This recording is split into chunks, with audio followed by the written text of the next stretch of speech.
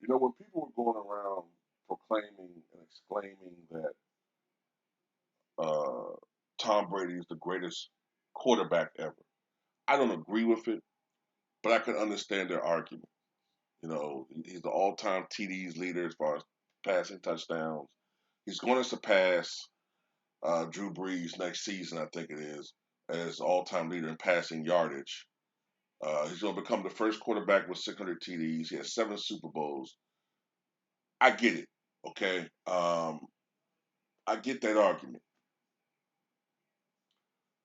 but that's not enough for some people.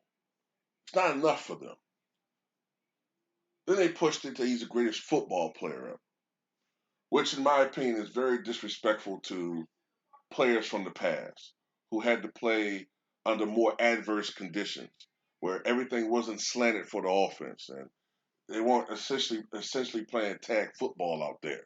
You know, it's especially galling to those who played in the Minuteman era or the 60-minute men. Okay, I think it was actually what they were called when these guys both played offense and defense back in the 40s and 50s. Now we can consider that an inferior era, but these guys played on both sides of the fucking ball. That counts for something. These guys got racked when they got hit. See, Fran Tarkington and Joe Montana, okay, and all these other greats, you know, Dan Fouts, you know, Dan Marino. These guys had to contend with murderers out there. I'm talking about Ronnie Lott, Mike Singletary, Lawrence fucking Taylor, okay, Lee Atwater. Motherfucker, Lee Atwater basically killed Christian Okoye's career via his confidence in that Monday Night Football game back, I think, 1990. Hit him like fucking Debo hit Red. Okay, that's what I'm talking about. Do you think that Tom Brady and all these guys we putting up those numbers back then? If you say yes, you're a motherfucking idiot.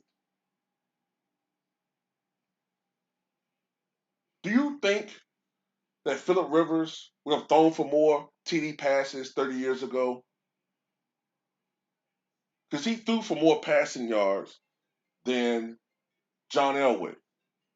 He's thrown for more passing yards than Fran Tarkenton. He's thrown more passing yards than Roger Staubach. He's not greater than them. He's a product of his era. Okay? But you guys put, Tom Brady is the greatest football player ever. I think it's very disrespectful. That's fine. But what you're not gonna fucking do, what you're not gonna fucking do is anoint this motherfucker the greatest athlete ever. You're not going to do that. Not on my goddamn channel. You're not. You're motherfucking not. Okay? You don't have to agree with me on my pick. But Muhammad Ali, in my opinion, is the greatest athlete ever on so many different levels. Number one, his opponents. Okay? See, Tom Brady, now look, you can say, well, he didn't pick and choose and pick, choose. I don't give a fuck about any of that. All that shit matters. Okay? It matters at the end of the day. Okay? It matters the quality of your opponent. For the entire run of the New England Patriots, they played in the weakest division in the NFL. Okay? The Bills, they were largely in the post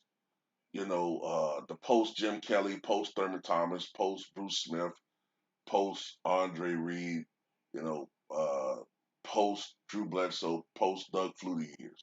They sucked. They sucked the entire fucking 2000s decade, and they sucked for the most of the 2000 teens decade. It wasn't until 2 years ago that they began to show a fucking pulse in that goddamn division.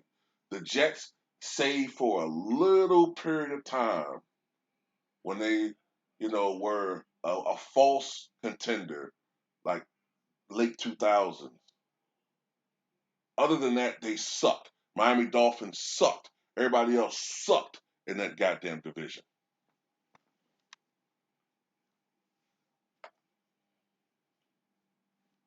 when you look at the Super Bowl,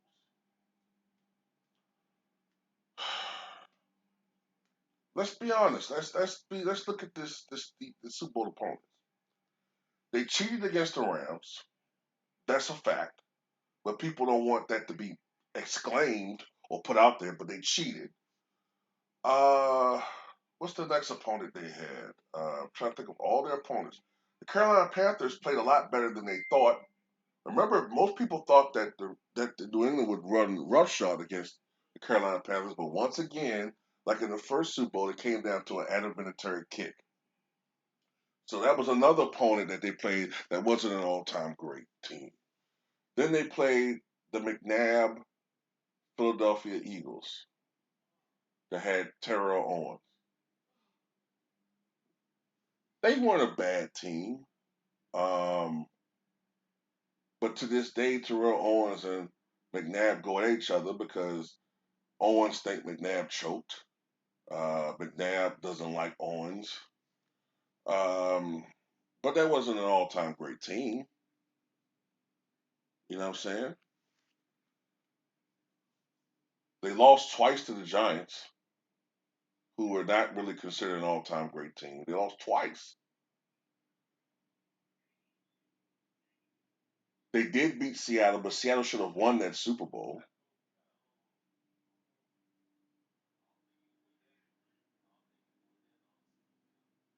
You know what I'm saying?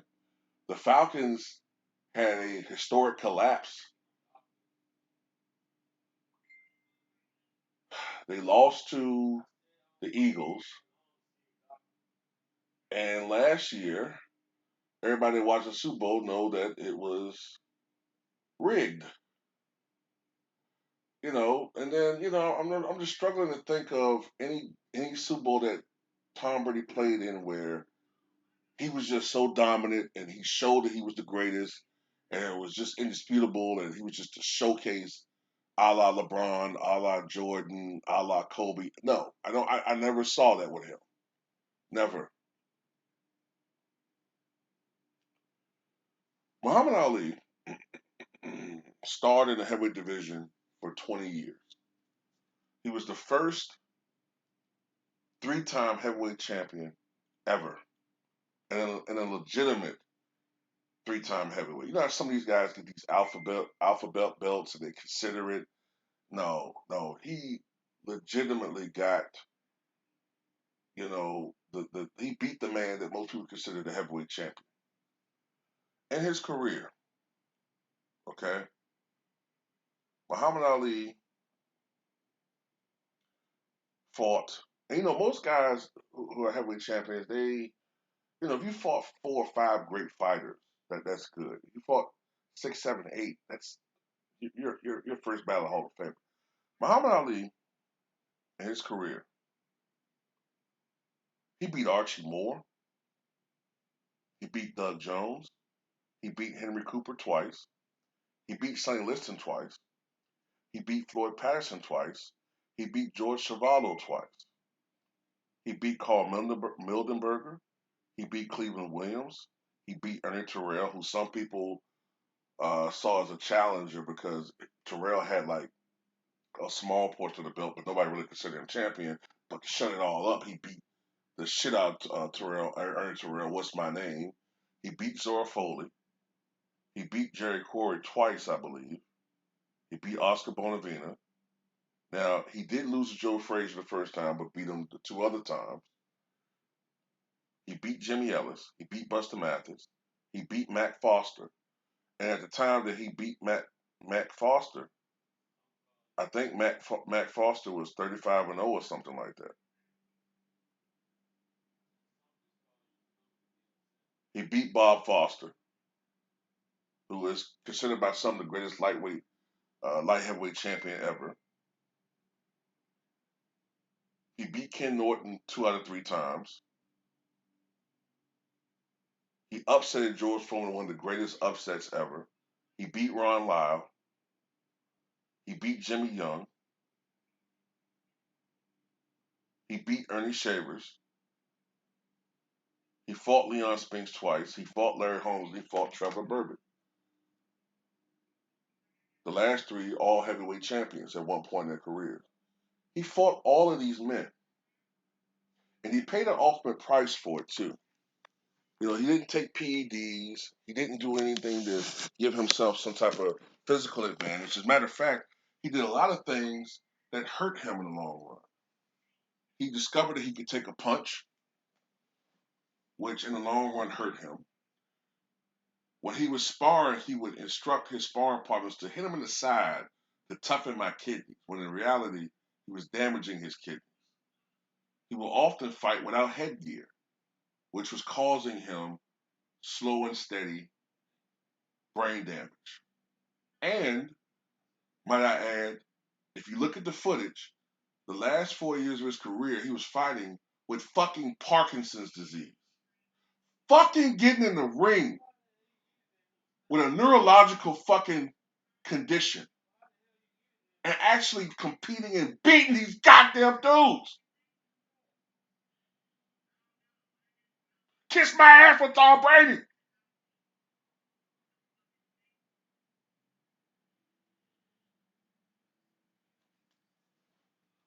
Muhammad Ali had to pay the ultimate price for fighting these fighters and going the distance and risking his life for the ultimate goal of winning a championship.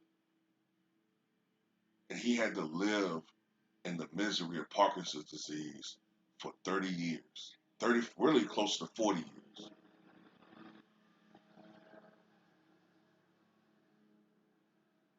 He earned that title. You don't give someone the title the greatest athlete ever off of benefiting from rules that help to keep him healthy, to keep him from being harmed, to keep him out there, and to keep him performing. No, no.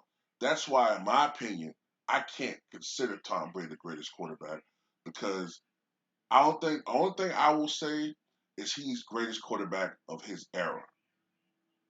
But all time, no, because the rules, everything is too different now.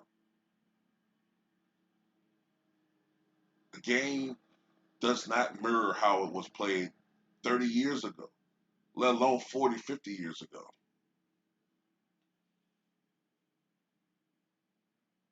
We never saw an athlete like Muhammad Ali in the heavyweight division before. We never saw an athlete that could do what he could do in the ring in the heavyweight division before. All the other heavyweights before him, comparatively, for the most part, they were slow, they were plodding, they were, they were either defensive masters or, I'm saying, they were sluggers. But compared to Ali, all of them moved like they had sand in their feet. Anyone that really believes that if you take Jim Jeffries and put him in the ring with Ali, that Ali in his prime would run circles around him, beat the shit out of him?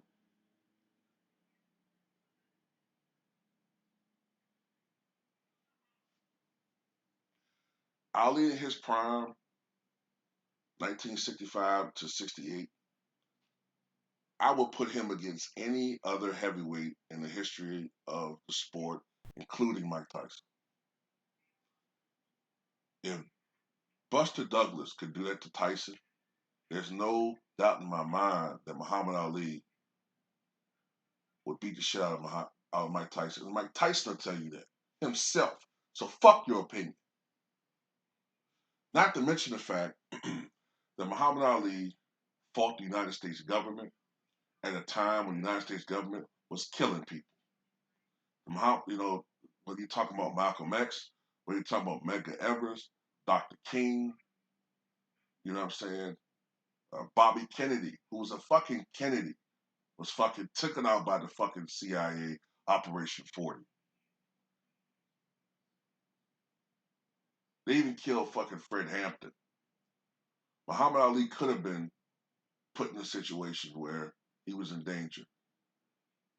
But he went up against the United States government. He didn't agree with their policy when it come to Vietnam. He wouldn't fight. And if his life wasn't in danger, his freedom most definitely was. And the Supreme Court is the only thing that kept him from serving at least 3 years in prison, probably more, because they would have made an example out of his black ass. But Muhammad Ali not only beat the United States government, but he was a true humanitarian. I can't count how many times this man has fought for charity, has fought for a good cause as far as exhibitions, as far as raising money, appeared at telethons or appeared at functions to help raise money for good causes. This is a man who went over in 1991 with Parkinson's, went over to Iraq and helped to negotiate the release of United States hostages.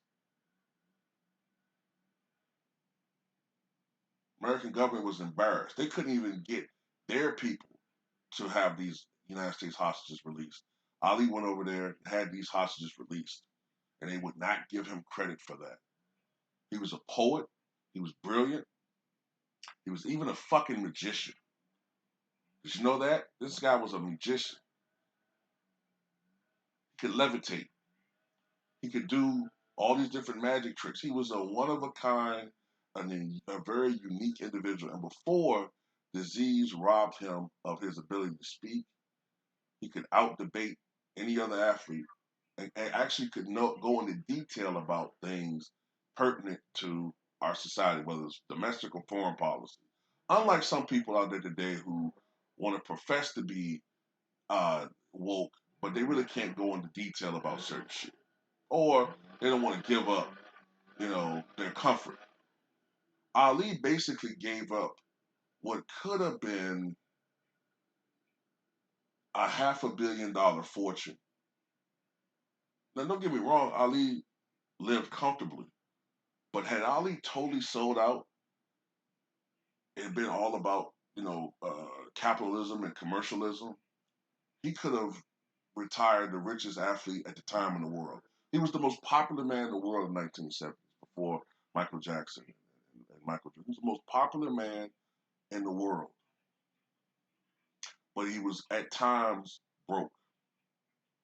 And that's one of the things that happens when you love your people unconditionally sometimes. Sometimes you have to pay a price. You see, on my channel, I speak out about certain issues. And I know I have to pay a price for that. The price for that is sometimes YouTube torments me, whether it's with banishment, whether it's suspicions, whether it's through their algorithm as far as shaving off video views and likes. I know that I complain about it, but I know it's part of the game. Had I not done that, had I chose the other path and just talk sports and act like racism don't exist, all these other things don't exist, yeah, I'd be doing great. But you know what? I wouldn't I wouldn't be able to stomach looking at myself in the mirror. I would dread every video I upload, and I would cry after every upload that I would record because I know I'm a fucking liar and I'm living in a fucking lie. So at the end of the day, I'm at peace with myself. And at the end of the day, as Ali drew his last breaths in June of 2016, he was at peace with himself. Now, Tom Brady is a great quarterback. I don't normally say that, but he is. But you can never compare him, a piece of a puzzle on a team sport, on a field that's 100 yards long, to a guy that's fighting against savages in a ring and is one blow away from being like George McClellan. What was his name? What is it, George McClellan? Or, I hope I'm saying his name correctly, being one blow away from him or being a blow away from Kid Parade. These guys are literally risking their lives every time they get in the ring. But Ali dazzled us with his abilities for 20 years, man. And at the end of the day, he helped to further popularize that sport. You know what I'm saying? He was the one who helped to carry boxing and make it for a time on the same level as football, on the same level as baseball, ahead of the NBA at that time. It was Ali. I don't think people quite understand how popular this man was. This guy was involved in fights that on NBC would be seen on average by 70 to 80 to 90 million Americans. He was getting ratings that were almost as high as Super Bowls. His Super Bouts were doing better than Super Bowls. His top fights were watched by 300 to 500 million people worldwide. And you're comparing him to a guy that had to run to another team to win a Super Bowl. I'm done.